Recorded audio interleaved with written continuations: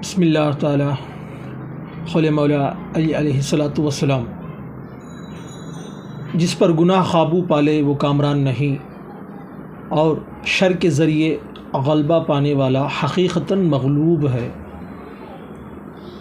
جس پر گناہ قابو پالے وہ کامران نہیں۔ کسی شخص پر گناہ غالب ہو جاتا ہے تو وہ کامیابی نہیں، اسے اچھے برے کا حلال حرام کی علم ہونے کے باوجود بھی گناہ کر لے وہ شخص، وہ کامران نہیں۔ اور شر کے ذریعے غلبہ پانے والا حقیقتاً مغلوب ہے، یعنی جو کئی فراڈ کام کر